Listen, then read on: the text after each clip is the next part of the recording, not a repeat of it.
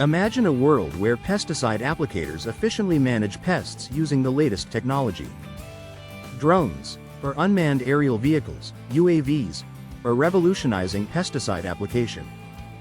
Using drones for pesticide application can transform pesticide application practices, site evaluations, and land management decisions.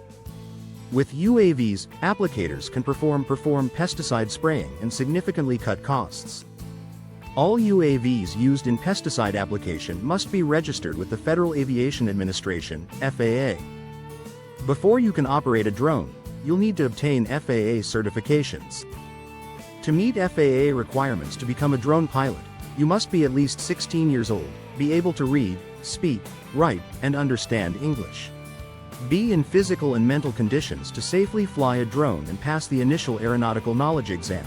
Unmanned aircraft general, small UAG. After obtaining your FAA certification, you will need to register your drone with the FAA. After you receive your FAA registration, you will need to also register your drone and get a commercial operator's license from the Minnesota Department of Transportation. This requires proof of financial responsibility that meets the Minnesota Department of Agriculture's standards. Let's cover some FAA exemptions and waivers for applicators operating drones for pesticide applications. Part 107 is required for all commercial drone pilots, obtained by passing the UAG exam. However, if you're applying pesticides, you'll need a Part 107 waiver. UAVs for pesticide applications requires Part 137.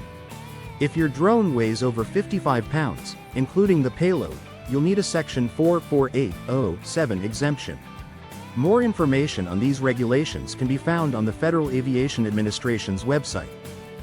To use UAVs for pesticide application in Minnesota, commercial and non-commercial pesticide applicators must pass exams in at least 3 categories.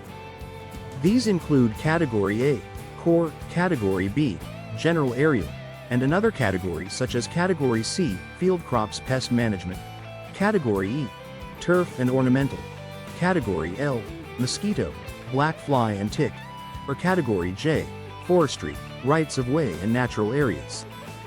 As licensing requirements evolve, testing in additional categories may be required. Keeping certification current is essential. Commercial applicators will need to recertify in Category B every year, even if your other categories are every 2 or 3 years.